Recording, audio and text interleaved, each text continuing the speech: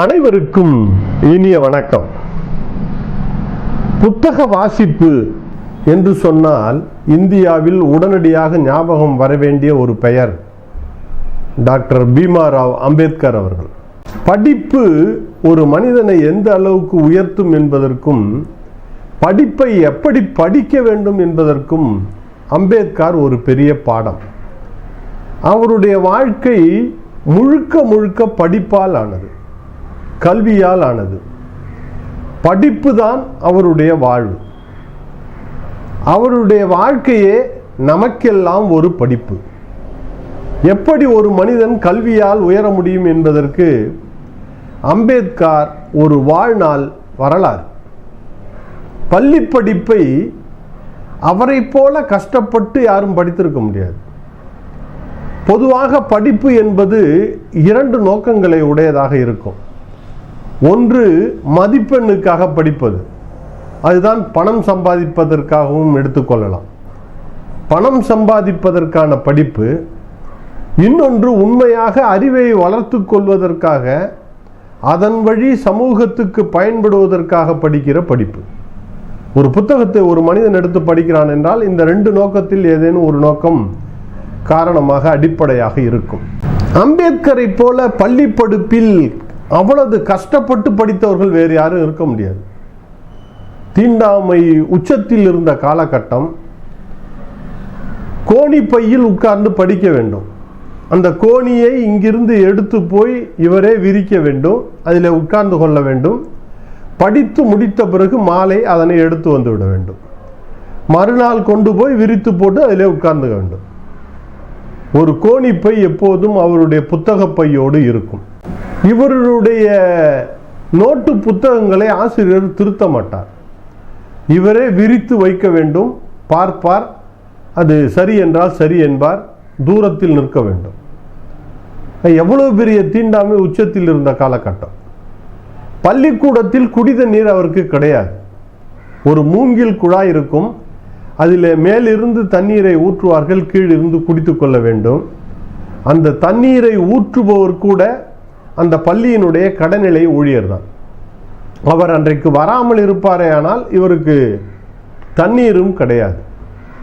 ஒரு நாள் கரும்பலகையிலே ஆசிரியர் ஒரு சூத்திரத்தை எழுதி அதனை தீர்க்க சொல்லுகிறார். அதற்காக அம்பேத்கர் எழுந்திருக்கிறார். அதற்கு முன்னதாக எல்லா மாணவர்களும் அந்த கரும்பலகையை நோக்கி ஓடுகிறார்கள். என்னவென்றால் அவர்கள் அங்கே உண்ணுகிற அந்த டிஃபன் பாக்ஸ் வைத்திருக்கிறார்கள். அதையெல்லாம் இந்தாண்டை எடுத்துக்கொண்டு இவரை பிறகு அங்கே அனுமதிக்கிறார்கள், கரும்பலகை பக்கத்திலே அந்த கணக்கை எழுதுவதற்காக. அந்த அளவுக்கு தீண்டாமையினுடைய உச்சம்.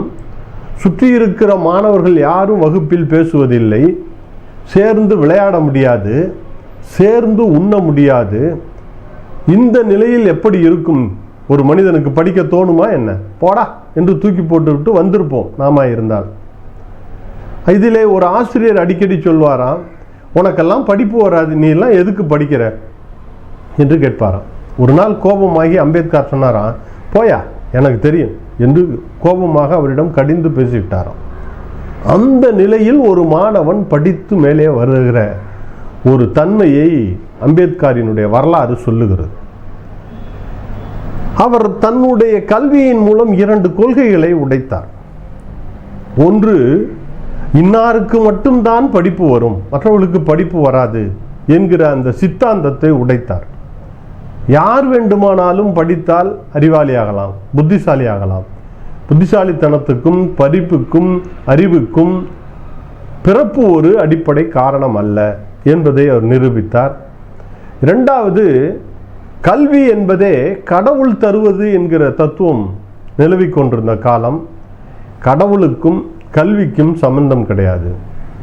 கல்வி தருகிற சரஸ்வதியை கூட இல்லை என்று சொன்னால் கூட கல்வி பெற முடியும். எனவே சாமிக்கும் கல்விக்கும் அறிவுக்கும் சம்பந்தம் இல்லை என்பதை அம்பேத்கரினுடைய வரலாறு உடைத்து காட்டியிருக்கிறது. அம்பேத்கரினுடைய படிப்பு இருக்குல்ல, படித்த விதம் இருக்குல்ல, அது ஆச்சரியத்தினும் ஆச்சரியம். ஏனென்றால் பிச்சை புகினும் கற்கை நன்றே என்று சொல்லுவார்கள். இவர் கிட்டத்தட்ட பரோடா மன்னரிடம் கெஞ்சி கூத்தாடி ஒரு ஸ்காலர்ஷிப் வாங்கி கொண்டு போய் படிக்கிறார். பல்வேறு நாடுகளிலே போய் படிக்கிறார்.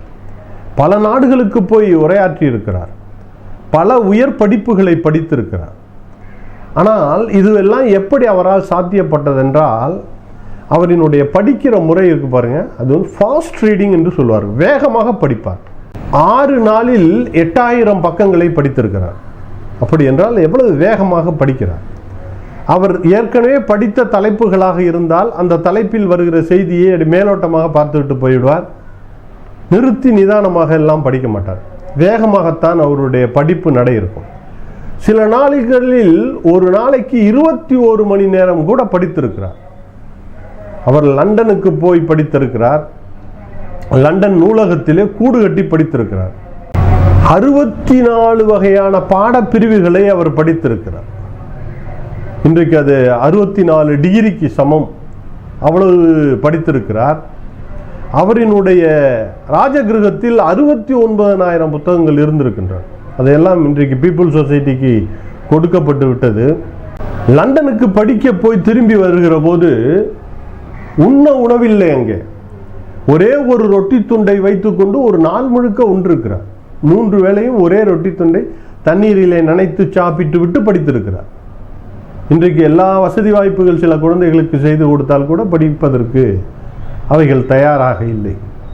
ஆனால் அப்படி படித்து முடித்து விட்டு வருகிற பொழுது தான் வருவது இல்லாமல் 3000 புத்தகங்களை வாங்கி தனியாக சரக்கு கப்பலிலே அனுப்பிவிட்டு வந்தார். அவர் பயணிகள் கப்பலிலே வந்து இறங்கி பார்த்தபோது அந்த சரக்கு கப்பல் இடையிலேயே மூழ்கி போய்விட்டது. ரொம்ப கடினப்பட்டு 3000 புத்தகங்கள் கடன் வாங்கி வந்த புத்தகங்கள் எல்லாம் வந்து சேராமல் போயின. அது மட்டுமல்ல, வட்டமேஜை மாநாட்டுக்கு போய்விட்டு லண்டனிலேருந்து திரும்புகிற போது 32 பெட்டிகளில் புத்தகங்களை வாங்கி எடுத்து வந்திருக்கிறார். படிப்பின் மீது ஒரு தீரா காதல் கொண்ட மனிதராக அம்பேத்கர் விளங்கி இருக்கிறார். எப்படி படிக்க வேண்டும் என்பதை அவரிடமிருந்து கற்றுக்கொள்ள வேண்டும். ஒரு முறை கேட்டிருக்கிறார்கள், புத்தகம் படிக்கிற போது உங்களுக்கு சலிப்பு வராதா என்று கேட்டபோது அவர் சொன்னாராம், நான் படித்து கொண்டே வருவேன், கொஞ்சம் நமக்கு மனச்சோர்வு வருகிற போது அந்த பாடப்பிரிவை எடுத்து வைத்துவிட்டு வேற புத்தகத்தை எடுத்தால் வேகமாக ஓடும் என்று சொல்லியிருக்கிறார். புத்தக தலைப்புகளை மாற்றி மாற்றி படித்திருக்கிறார். தொடர்ந்து படித்திருக்கிறார். சாப்பிடாமல் கூட சில நாள் புத்தகங்களை படித்திருக்கிறார். அந்த அளவுக்கு படிப்பின் மீது ஒரு தீரா காதல் கொண்டவராக இருந்தார். தான் மட்டுமல்ல, இந்த சமூகமே படிக்க வேண்டும் என்று விரும்பி இருக்கிறார். இன்னும் சொல்ல போனால் வாசிப்பை ஜனநாயகப்படுத்த வேண்டும், கூடி கூடி படிக்க வேண்டும் என்று ஆசைப்பட்டிருக்கிறார். இவர் லண்டனிலே இருந்தபோது இங்கே ஃபெரோஷா மேத்தா அவர்களுக்கு ஒரு சிலை திறப்பதாக இவருக்கு தெரிய வருகிறது. உடனடியாக அவர் கடிதம் எழுதியிருக்கிறார், தயவுசெய்து ஃபெரோஷா மேத்தாவுக்கு சிலை வைக்காதீர்கள். எந்த தலைவர்களுக்கும் சிலை வைப்பதில் அவருக்கு உடன்பாடு இல்லை. அப்படி நீங்கள் செய்ய வேண்டும் என்று விரும்பினால் ஒரு பெரிய நூலகத்தை உருவாக்குங்கள். அந்த சிலைகளை அமைக்க எவ்வளவு செலவாகுமோ அந்த காசுக்கு புத்தகங்களை வாங்கி அடுக்கி விட்டு அவரினுடைய பெயரிலேயே நூலகத்தை ஆரம்பியுங்கள். அப்படி நூலகம் ஆரம்பிக்கப்படுகிற பொழுது அவரினுடைய பெயரையும் சொல்லும், அது 10 பேருக்கும் பயன்படுவதாக இருக்கும் என்று அவர் கருதி இருக்கிறார். அது மட்டுமல்ல, ஞாபக சக்தி இருக்குல்ல, படித்து படித்து படித்ததுனால அவருக்கு அபாரமான ஞாபக சக்தி இருந்திருக்கிறார். அவரினுடைய காஸ்ட் இன் இந்தியாவில் ஜாதி முறை எப்படி இருக்கிறது என்பதை பற்றி ஆய்வு செய்கிற போது அவருக்கு ஒரு ரெஃபரன்ஸ் தேவைப்பட்டிருக்கிறது. தான் படித்த கொலம்பியா பல்கலைக்கழகத்திலே அதனுடைய புத்தகம் இருக்கிறது. இந்தியாவில் எங்கோ தேடி இருக்கிறார், கிடைக்கவில்லை. கொலம்பியா பல்கலைக்கழகத்திலே படிக்கிற ஒரு மாணவருக்கு தகவல் கொடுத்து அந்த புத்தகத்தை எடுக்க சொல்லியிருக்கிறார். அவர் கொலம்பியா பல்கலைக்கழகம் முழுக்க தேடிவிட்டு அந்த நூலகத்தில் இல்லை என்று சொல்ல, இங்கிருந்து இவர் சொன்னாராம், இந்த புத்தகம் இருக்கிற அந்த ராக்கையில் இது இருக்கிறது, நீங்கள் போனதும் அந்த ராக்கையில் முதல் புத்தகமாக இது இருக்கும், அந்த ராக்கில் தேடுங்கள், அதிலே கடைசியிலே இருக்கும் என்று சொன்னாராம். அதை போல இவர் சொன்ன அடையாளத்தை வைத்துக்கொண்டு அந்த நூலகத்திலே போய் தேடுகிற போது அங்கே இருந்திருக்கிறது.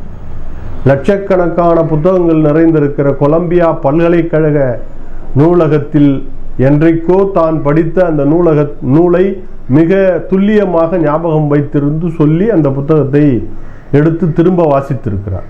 அப்படி என்றால் எவ்வளவு பெரிய வாசிப்பு களம் அவருக்கு அமைந்திருக்கிறது என்று பாருங்கள். அவருடைய ஞாபக சக்தி மட்டுமல்ல, இவரை போல வரலாற்றில் இன்னொரு மனிதர் படித்தார். அவர்தான் காரல் மார்க்ஸ். காரல் மார்க்ஸுக்கும் இவருக்கும் பல நெருக்கமான உறவு உண்டு. இந்த படிப்பு சார்ந்து படிப்பதிலே இருவரும் தீரா காதலர்கள்.